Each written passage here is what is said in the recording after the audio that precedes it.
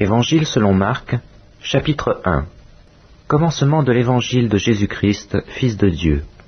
Selon ce qui est écrit dans Isaïe le prophète, « Voici, j'envoie devant toi mon messager, qui préparera ton chemin.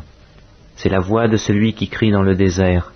Préparez le chemin du Seigneur, aplanissez ses sentiers. » Jean parut, baptisant dans le désert et prêchant le baptême de repentance pour la rémission des péchés. Tout le pays de Judée et tous les habitants de Jérusalem se rendaient auprès de lui, et confessant leurs péchés, ils se faisaient baptiser par lui dans le fleuve du Jourdain. Jean avait un vêtement de poil de chameau et une ceinture de cuir autour des reins. Il se nourrissait de sauterelles et de miel sauvage. Il prêchait, disant, « Il vient après moi celui qui est plus puissant que moi, et je ne suis pas digne de délier en me baissant la courroie de ses souliers.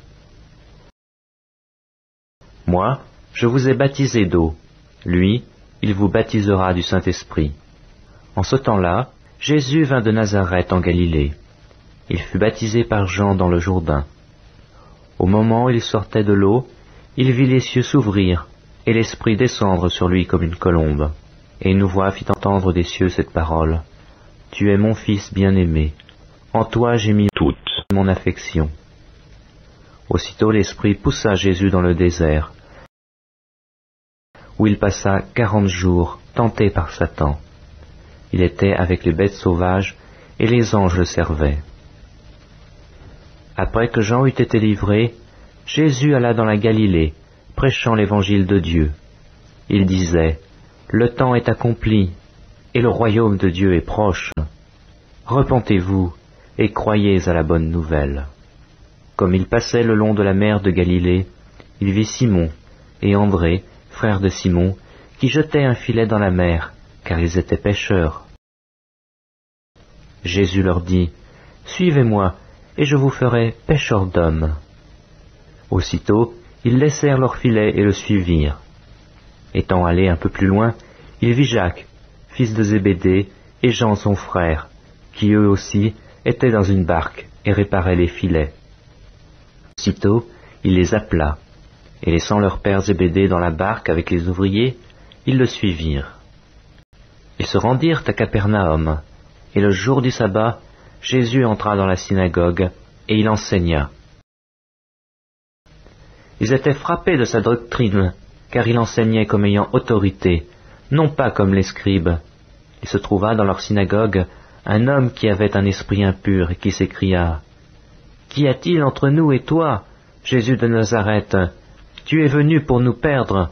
Je sais qui tu es, le Saint de Dieu. » Jésus le menaça, disant, « Tais-toi, et sors de cet homme. » Et l'esprit impur sortit de cet homme en l'agitant avec violence et en poussant un grand cri. Tous furent saisis de stupéfaction, de sorte qu'ils se demandaient les uns aux autres, « Qu'est-ce que ceci? Une nouvelle doctrine? Il commande avec autorité, même aux esprits impurs, et ils lui obéissent. » Et sa renommée se répandit aussitôt dans tous les lieux environnants de la Galilée. Évangile selon Marc, chapitre 1. En sortant de la synagogue, ils se rendirent avec Jacques et Jean à la maison de Simon et d'André. La belle-mère de Simon était couchée ayant la fièvre, et aussitôt on parla d'elle à Jésus. S'étant approché, il la fit lever en lui prenant la main, et à l'instant la fièvre la quitta. Puis elle les servit. Le soir, après le coucher du soleil, on lui amena tous les malades et les démoniaques, et toute la ville était rassemblée devant sa porte. Il guérit beaucoup de gens qui avaient diverses maladies. Il chassa aussi beaucoup de démons, et il ne permettait pas aux démons de parler, parce qu'ils le connaissaient. Vers le matin, pendant qu'il faisait encore très sombre, il se leva, et sortit pour aller dans un lieu désert, où il pria. Simon et ceux qui étaient avec lui se mirent à sa recherche. Et quand ils l'eurent trouvé, ils lui dirent, « Tous te cherchent. » Il leur répondit, « Allons ailleurs, dans les bourgades voisines, afin que j'y prêche aussi, car c'est pour cela que je suis sorti. » Et il alla prêcher dans les synagogues par toute la Galilée. et il chassa les démons. Un lépreux vint à lui, et se jetant à genoux, il lui dit d'un ton suppliant, « Si tu le veux, tu peux me rendre pur. » Jésus, ému de compassion, étendit la main, le toucha et dit, « Je le veux, sois pur. » Aussitôt la lèpre le quitta, et il fut purifié.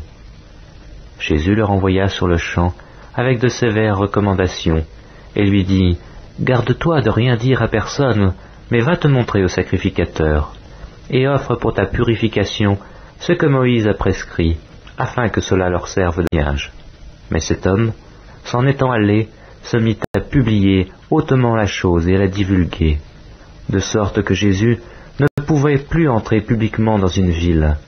Il se tenait dehors, dans des lieux déserts, et l'on venait à lui de toutes parts.